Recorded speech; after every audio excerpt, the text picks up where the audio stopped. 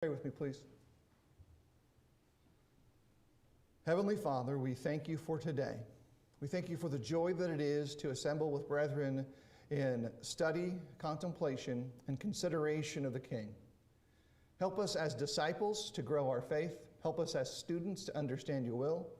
Help us as servants to be humble in your sight. And let everything we do be to your glory, the glory of your Son, and honor the kingdom. Please forgive us of our sins. And this is our prayer in the name of Christ. Amen. All right, so we are embarking upon a study of the text of the Gospel of Luke. Will very obviously be followed by the book of Acts as we kind of walk through the text in sequence. So you want to open up to Luke right now, chapter 1.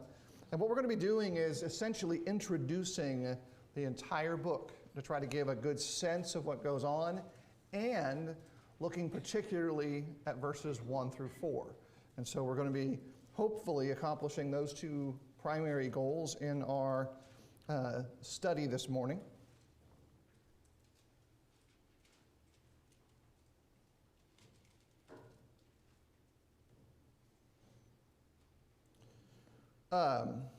It's interesting the way the Bible gets arranged. And we're going to start with a little bit of biblical structure in the sense of the text that you have in your hand.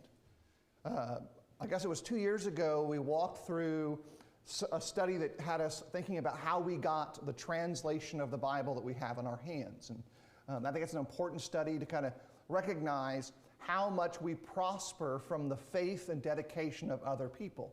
Sometimes we don't always even agree with them about the understanding of the text itself, but we're very thankful that they've taken the work to take a book of multiple languages, translate it into an understandable format in our current way of communicating. In the Bible, both in the New Testament and in the Old Testament, there is always at least two languages, not our own, at play. In the New Testament sense, you do still have Hebrew going on, which we consider contemporary Hebrew with Jesus. You have Greek that goes on, and the New Testament pulls from both of those language backgrounds. In the Old Testament, you have translations and records of the Old Testament texts that are in Greek, Hebrew, Aramaic, and a few other distinct languages make their way into the conversational sections of the Old Testament, where someone's talking to somebody else. Sometimes the writers record them in their original language. All that's important because we move to the book of Luke, which is a careful, thoughtful look at the life of Jesus. Luke itself is actually part of a 2-volume set. It has a sequel, if you will, which is the book of Acts. Luke as a work most likely exists because of what we would call in that context a benefactor. His name is given to us in the Testament, Theophilus. You guys know what Theophilus probably means? Lover of God, right? When we go back in history, it's not really a common first name, though. It's not something that was attributed to a large number of people in the way that it's written. Most likely, this is a nickname or a pseudonym to obscure or give honorific to the person who was asking Luke to do this job. I'm going to help you do this. Also keep in mind the amount of time that would have had to have gone into play to create this kind of work, because he says very specifically, I've carefully investigated. Thinking about who Luke is, who he was surrounded by, his profession, and the overall context of the Bible, what do you think that means with the phrase, I've carefully investigated? What goes into your mind when you hear that brought up? Looked into it strenuously. Yeah, there's going to be effort, like he's going to do some work. On the process level, what would that look like? Like if you're going to look into something, what do you need to do? You need to research it carefully. Some research. You need a lot of other information.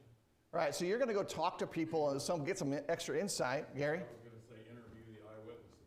Yeah, just like you might think of a detective would do, but it's not the same because it's a historical interview, not a criminal investigation. He's going to go talk to people. Now, he has an advantage that you and I don't have. What's his particular advantage that we assume in the text? There were eyewitnesses at that time. He's living around eyewitnesses. He himself potentially is a witness, as we kind of walk into not knowing a whole lot about him yet. We're going to learn a lot more in the reading of it. So he's got eyewitnesses to talk about. He's contemporary. He gets to actually go to a place when it's still the place. If you travel to some of these locations now, it's dirt, rocks. And all the tour guides will tell you, hey, it happened here or near here. That's the standard answer. And it's accurate, because it probably did happen here or near here.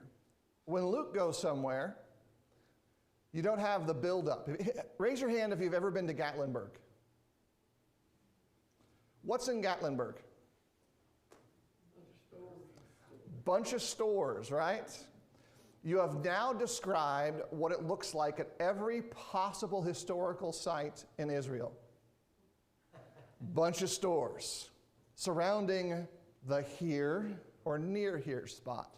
So when we go there, we have to use archaeology, historical information, old maps and old documents to recreate either in miniature or in our minds what it will look like. Luke doesn't have that barrier. So Luke is going to use careful investigation. He's going to use his contemporary experiences. He has one more advantage that the Bible records for us that gives us trust in his record. What's that? It's inspired by the Holy Spirit. Inspiration. You ever ponder what the concept of inspiration both looks like and feels like? I think we all do to some degree, right? Like, what is inspiration like? Because we approach the scriptures under the presumption of them being inspired. And that means that somehow or another we say, God participates. This is a message that comes from God. And yet, is 1 Corinthians stylistically different than James? Is the style different? Message is entirely different too. What about the prophets that are written by different backgrounds of individuals? Does the kingly prophet sound different than the servant prophets? Well, yeah, like they do. So inspiration, in whatever way God uses it, still interacts with the human mind. Doesn't always specify the how, we know that it does. So in the tiers of building the pyramid that is Luke's work, we've got his contemporary work, like he's contemporary. We've got another little part of the tripod that supports it with the reality that he can investigate first-person witnesses and talk to them. And the third tier is really God. They all work together. I say they all work together because he cites them as being together. He says, I carefully investigated. I went and researched. I've considered. I've talked. And then we have the inspiration that for us might we think of codify, but not only, because that inspiration brings us that statement that he researched it. Side note, do we have any idea as to some of the primary participants in his research are? We got one that shows up in the book of Acts. Paul. Because he travels with him. Is Paul going to be helpful for the gospel of Luke? Well, you'd think so because he's in it. Well, Paul's participation in the gospels is secondary. Because Paul is not a disciple. But his presence is known as being involved in the groups around, say, Gamaliel. Where was Paul a student? The school of Gamaliel. And Gamaliel makes his place in the Gospels. Paul is representative of the Pharisaical, the mind of the leaders of Israel. And so he may not have the insight that's first person, but he's going to come back and say, but I've met Jesus. Here's when I met Jesus. And we know that Jesus spoke to Paul. And there's insight that comes, because Paul even cites, and we're going to look at this in our sermon today in 1 Corinthians, an event he wasn't even present for. When Paul talks about the Lord's Supper, was he there? It's not there personally to our knowledge. He's not mentioned or referenced. But he talks about the night in which his Lord instituted the supper from an almost first-person perspective, even though he wasn't. Which basically has Paul acting like Luke about something in 1 Corinthians. And so there's a nice integration of the participants of the New Testament. They're all part of the same story. They're all participants. Further, you can kind of see in the text itself as it lays itself out a couple of things of importance for us. Firstly, let's talk about Luke himself. We talked about his work and kind of gave a little bit of background.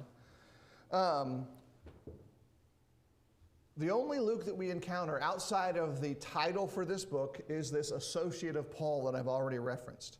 Paul actually describes him in Philemon and in 2 Timothy as a fellow worker.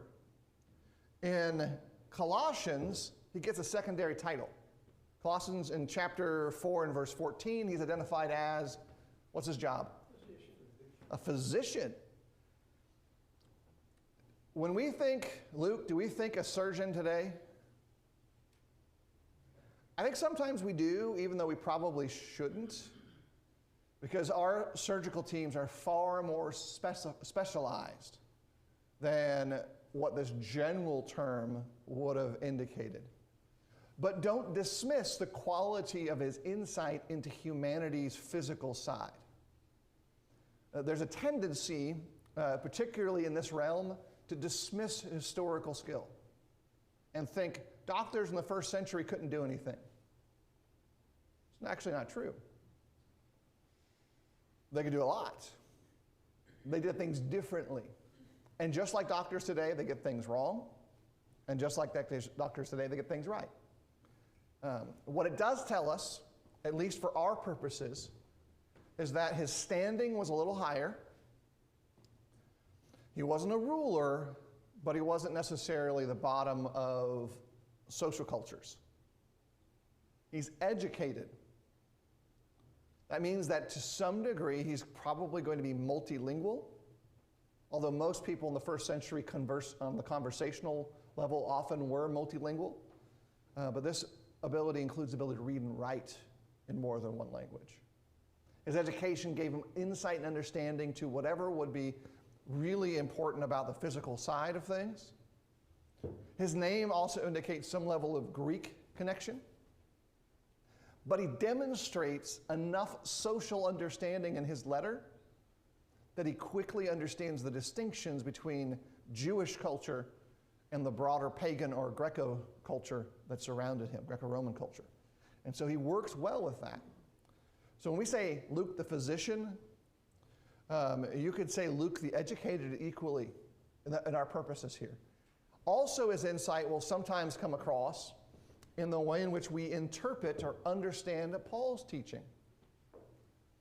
When Paul tells Timothy to stop abstaining from wine, how do we interpret the insight that gets him to that point? Why does he give Timothy that instruction? Something to do with his stomach, right? And so there's always two ways we think about that. One, inspiration. But then we also make a caveat, but who is he traveling with? Paul's hanging around with doctors a lot. You ever pass on doctor's advice to one of your friends because it works for you? All the time. My doctor said I shouldn't do that. Maybe you shouldn't either. Like, it doesn't mean we're a doctor that day or were the day before. We may have slept at a Holiday Inn, but we're passing on some advice that was given to us by someone who was trained more extensively to us in an area. They're experts at a thing that we're not experts at. And because it worked for us, we share it. We say, oh, this is good. So that's partly how we understand that book there. Also, Luke and the book of Acts as a kind of companion pair, they are normally written in a third-person perspective. But there are times, particularly in the book of Acts, where Luke's perspective shifts, and he immediately, and sometimes abruptly, shifts to first person. That's how we indicate to ourselves Luke was likely there. So that's when we can think about, okay, now he's shifted from careful investigation to recollection, participation, first person perspective. And so, again, that gives us insight that he kind of participates, that most likely his personal connection to Paul takes place sometime on what we call his second missionary journey. But if you want to think about in chapters, chapter 16 through the end. Chapter 16 through the end is when Luke tends to include himself. That means, though, for our purposes, mostly in the Gospels, this is third person.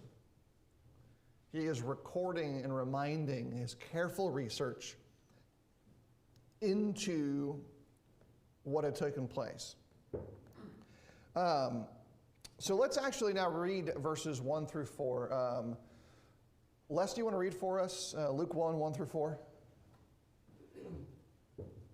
Inasmuch as many have undertaken to compile a narrative of the things that have been accomplished among us, just as those who from the beginning were eyewitnesses and ministers of the word have delivered them to us. It seemed good to me also, having followed all things closely for some time past, to write an orderly account for you, most excellent Theophilus, that you may have certainty concerning the things that you have been taught. You think about those 4 verses, we've kind of surveyed the concept underneath them. A couple things that jump out to me that I think are important. Luke identifies that he's not the only one concerned with doing this. He references a broad many. How many accounts of the life of Jesus are you personally aware of? 4 authorized or canonized accounts. When we say the canon, that means the agreed upon, we believe these are authentic from their era records. You ever heard of any other gospel accounts? Josephus actually talks about Jesus from his perspective as a imprisoned historian within some level of connection to both Rome and his experiences. And so he talks about some stuff. Now, the thing about interesting about Josephus is that historically, Josephus is seen as weird. Not individually, but that the record that he gives is all over the place. Sometimes it's heavily Roman propaganda. Sometimes it seems to have a strong pro-Israel stance. And sometimes it includes things that don't match either of those two concepts. Particularly, that occurs in the sections of Jesus' experiences. What do we do with that? I put in the category, that's super interesting, but it's secondary inaccuracy. He talks about things that happened at the crucifixion of Christ that kind of match, but don't match the New Testament. He talks about things that happened after the life and resurrection of Jesus that kind of match, but don't match things that Jesus declared that would happen. And so you get some of that.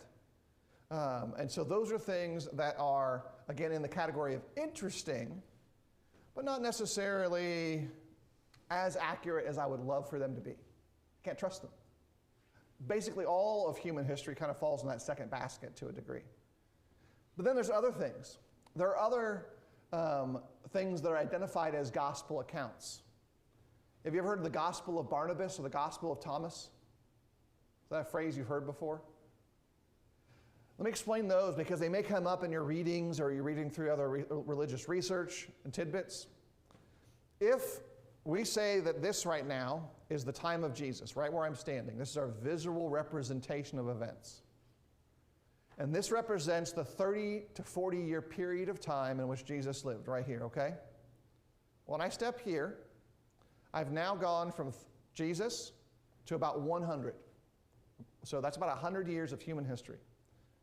The Gospels that are included in your Bibles as arranged in their unique orders, Matthew, Mark, Luke, and John, even though Luke and Acts are a compound set, but John somehow slipped his way in between them. That's always a bit of a mystery to me. That's about 100 years. If we go, I'm going to scale myself to about 800 years, that's the gap before we start seeing these things like the Gospel of Thomas being mentioned or the Gospel of Barnabas being mentioned, because they're not part of the canon for those reasons. They're most likely written well after the time of Christ.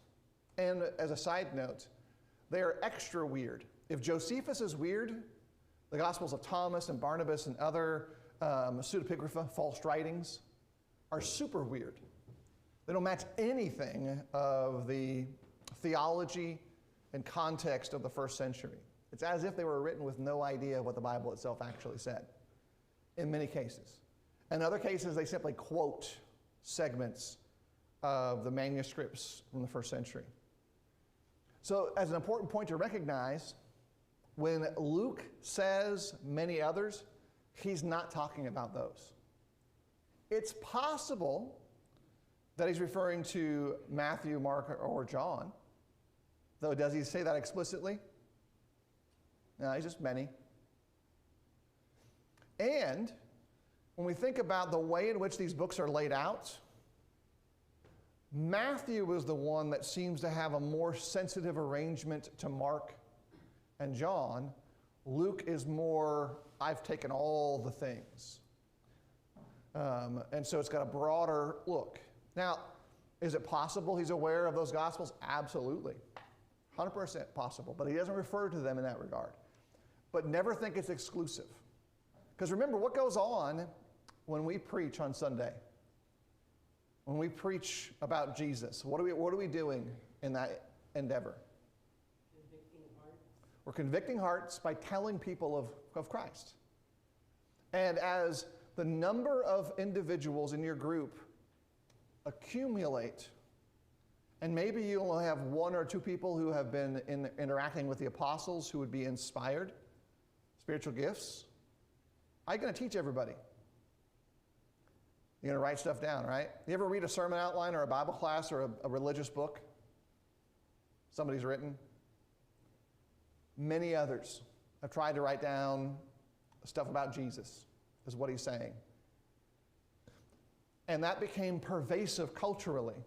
By the time Theophilus is our recipient of this work, the gospel, according to the book itself, is well advanced. Because they're talking about almost all of Paul's life, but not all of it. Because Luke and Acts are kind of written together. They close off, and at the close of Acts, is Paul still alive? He's still alive at the close of Acts. Historically, we know things are not going to go well for him, right? Because of what status is he at the close of Acts? Yeah, I kind of think of him as on probation. Like he's charged. He's kind of been sequentially sentenced through the system, but his final outcome hasn't been yet, and he's been given enhanced freedom. Historically, you can go to places where Paul was imprisoned, and some of them have no freedom. Prior to his move to Rome, the last prison he most likely was in is basically a hole in the ground, next to the grand pools of the king of the region, the leader of the region. So by the time he gets to Rome, he's on some level of like probation, a work release, or something going on, but we know it goes downhill. History says, and Paul's own inspired knowledge of how it would go for him indicate that his end would be not great. So we know that happens, but Luke doesn't actually record that for us in Acts, so that also helps us better understand when this takes place. The gospel itself, the book of Luke, written by Luke, is something that was put together during the lives of the participants. That shifts it off of history, abjectly, almost into a realm at times of a bit of a biography. Because he's a participant, right? But he's not the primary participant. He's writing a biography as a first-person witness about other people. That's important for us to understand because that means that when he starts talking in first person, though it's inspired, it's coming from his eyes and how he sees things. Now, there's a unique thing with me and automobiles. And you all may or may not have experienced this in your own lives, but maybe in a different way. If I'm on the front row of a signal light interchange, almost exclusively, I cannot see the lights. I have to turn my head over to the side and kind of peel up to see if the light changes from red to green. Any of y'all have to do that? Some of it like, yeah. You know why? Because I'm taller than average, and the car isn't built for me. If I was 7 inches shorter, I probably wouldn't have to do that. That's my perspective. You know, and this is the counterpoint. You want to hide something from me, by the way? Where do you put it? Anywhere down below my knees. It doesn't exist anymore. It's gone. But for some of you, you get down 6 inches lower, that's your normal, right? That's your perspective. Luke is writing with his perspective in view. He shows us, at times, his look into a world. And at other times, he stands back, and the we goes away. That's all of the Gospel of Luke. And he's showing a kind of an enriched perspective. So you're seeing some things through the eyes of Jesus, some things through the eyes of the disciples, some things through the eyes of the Pharisees. And you're going to interact with them in a different way when we pause and really consider, okay, now what does that actually mean for me on a practical level? Thinking now to verse 3, and we're kind of move into the third verse here, and at the close we're going to open up for some more general questions as well. Because Luke approaches this as a serious research project, it shifts it from how you and I might do a journal and just kind of reminisce about some things. It gives us insight into some areas of the world that maybe we wouldn't have otherwise. And that's where this kind of enriched view comes in. In chapters 1 and 2, there is a lot of detail about the life of Mary. Things that aren't even considered in John's letter, right? John begins in John 1 and verse 1 with an otherworldly perspective. John 1:1, John 1:14, it rises to the idea, in the beginning was the Word, and the Word was God, the Word was with God, is the concept. And then that Word became flesh. After Luke's introduction, it shifts, and we'll look at this next Sunday, it shifts to his family life, which is not something that we ponder a lot about on a regular basis. Because we're thinking about discipleship, we're thinking about Jesus himself. These are secondary things, and yet Luke felt it important enough to include and tell us about a lot of these details in the arrival, birth, and miraculous structure that surrounds Jesus. And it's important then for us to kind of think about the way some of these things will play themselves out. Important little tidbits that come up in Luke. Whenever we think about a synagogue, an easy way to think about them is to simply think about the church you're part of. Whenever you are in life, synagogues are very similar to local churches. They're not temple worship. They're not temple sacrifice spaces. They don't have the structure of the law in that regard, but they function in some ways like a lot of local churches have over the years. The longer a church meets in an area, how more likely is it that families become interrelated? You ever go to a congregation of people and realize that you're not related to everybody, but everybody else is related to them? That's kind of how I always feel at times, but that's pretty normal. It doesn't take more than a generation or so for that to happen. And in some cases, all it takes is one marriage. By the way, if you ever marry anyone named Dieselkamp, you're probably now related to half of the churches up in the north above the Mason-Dixon line because of that family existing and spreading out so many. And if you don't marry into them, if you marry a Dieselkamp or a Bunting, now you've got like half of the northern states. And you probably know a family in the south of Christians that if you married one of those relatives, all of a sudden you're related to everybody. I think you go to North Alabama, if you marry a Bragwell, I think, there you're married to like half of the churches there. That's normal. That's a societal norm. Now, why is that important for us here? Where is Jesus' family from? His physical family, Joseph and Mary. Up in the Galilean region, we think about it as a place that's distant, distressed, but yet they have a synagogue there, right? And does Jesus have family that's his own, like siblings? Technically, we refer to them sometimes as half-brothers, but they didn't use that terminology, did they? His brothers. One or many? Many brothers. Do you think that he was related to some people by then? They were so interrelated that when they went in for the census, there's family connections there that most likely were not recognized. Goes back into the region, and everybody knows him. Now, let me make an application point for us to think about Jesus in this regard.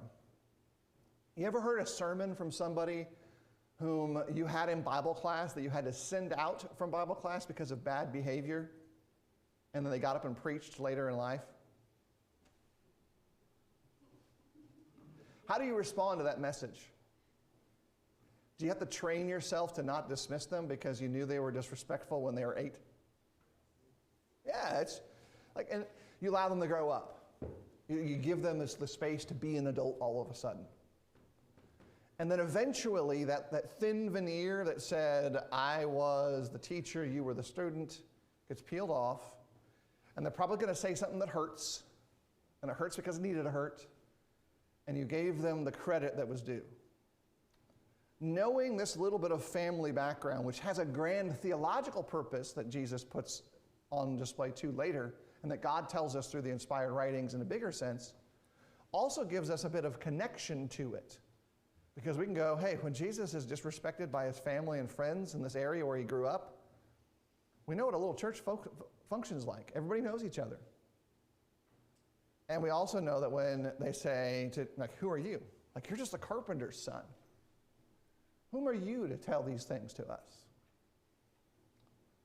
That's the way we integrate our experience to the text, and we think, hey, I can connect with that. I may not understand all the big stuff, but when I hear a story about someone that I can relate to, that story is easier for me to appreciate and understand. And so that's a little bit of what goes on here too. Luke, though, gives it to us because clearly he wasn't there. Like, he wasn't like scribing along with the family like, a first-person video log of their experiences. Oh, and we're on the way. We're running to Egypt. We're going to hide now. And then he pulls out the camera again. Okay, we're on the way back. Everything's good now. But in essence, it has that feel. And so you can think about it visually and educationally in that same regard. He also uses a term in verse 4 that I think is super important for us. The ESV renders that verse this way, that you may have certainty concerning the things you have been taught. Two truths in that text. First one, Theophilus already had a measure of faith. But Luke's role was to firm it up. And he says, when you read this, you're now going to have certainty about what you've been taught. Have you ever felt that way? Where you've just been taught something, and you're pretty sure it's accurate, but you just want some certainty about it? That's how our faith builds. Faith comes by hearing, and hearing by the word of God. Okay, so we hear it, and then it's reinforced. The Gospel of Luke then should serve a unique purpose.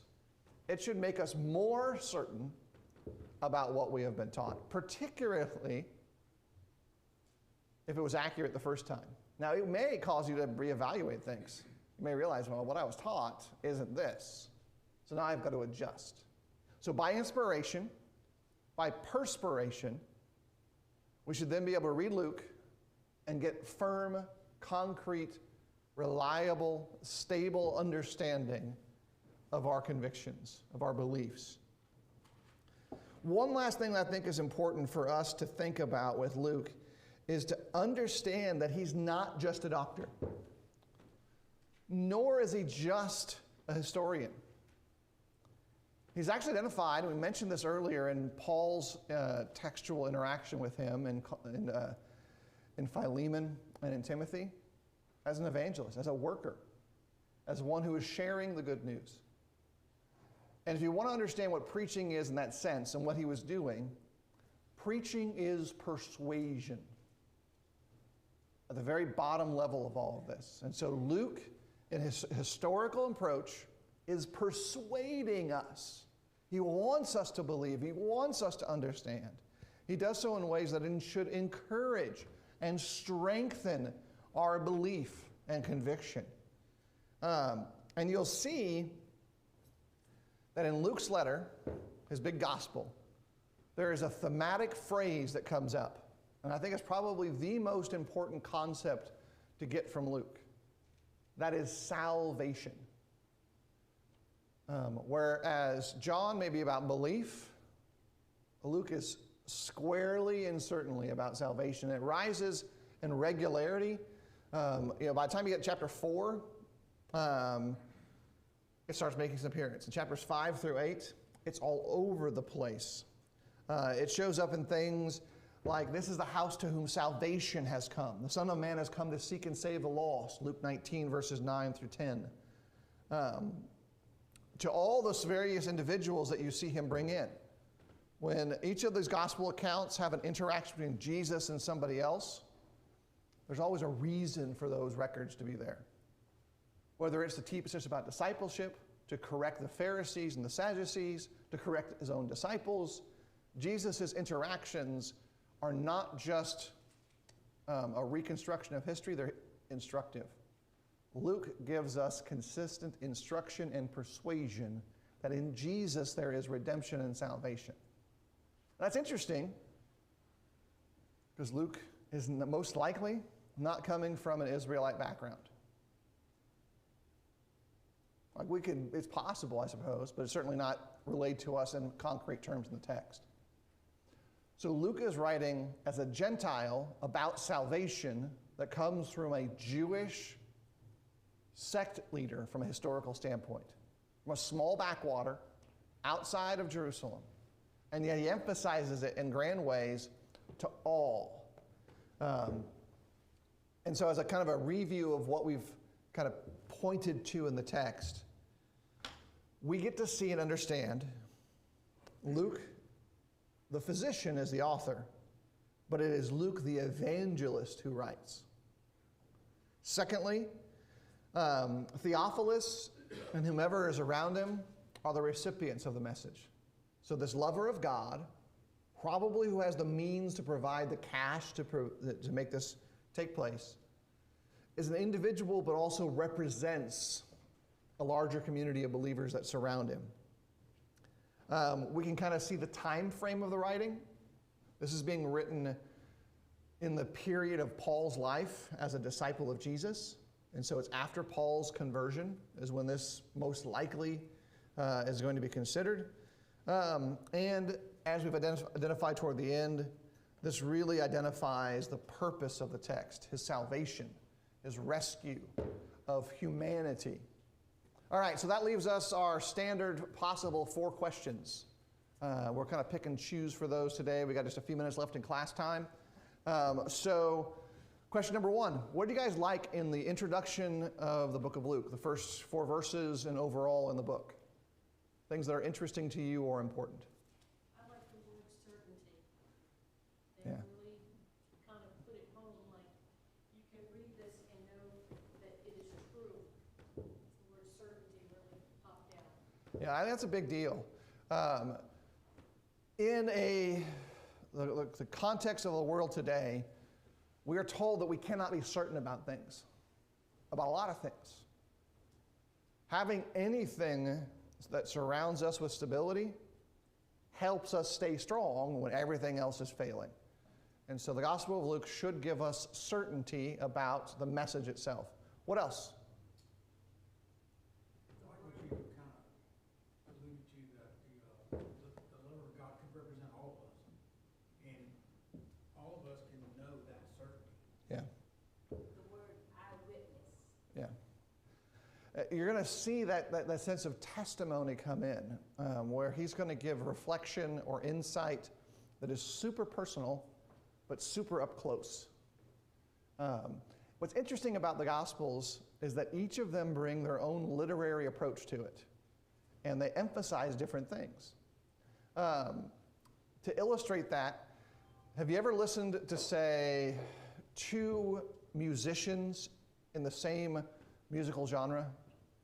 If you listen to two, like Elvis Presley and James Brown, right?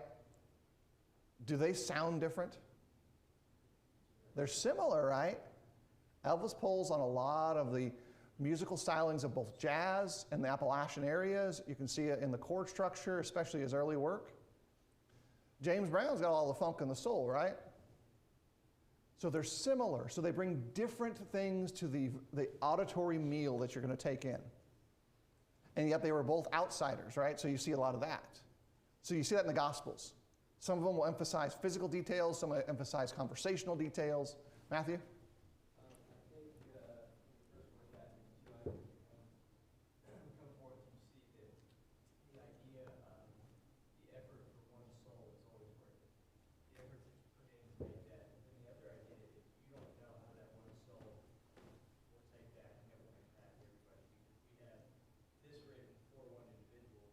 I don't know how it was accompanied into the larger scheme of things, who else he shared this with, who he made his own copies for, but somehow it got written down that somebody found and compiled this all together for all of us. Right. So whoever Theophilus was has richened our lives because of a choice that was made. Whatever went in that background. That's us too. We are, on a practical level, planting seeds that we don't know what kind of tree is going to produce out of it. And we're praying for good fruit, right? And want that fruit to multiply in other generations. So for next Sunday, by the way, we're going to be finishing the book of Luke chapter 1. So you just want to read chapter 1 for next Sunday. And I'm really looking forward to that. Thanks, everybody. And class is concluded for this morning. Thanks, y'all.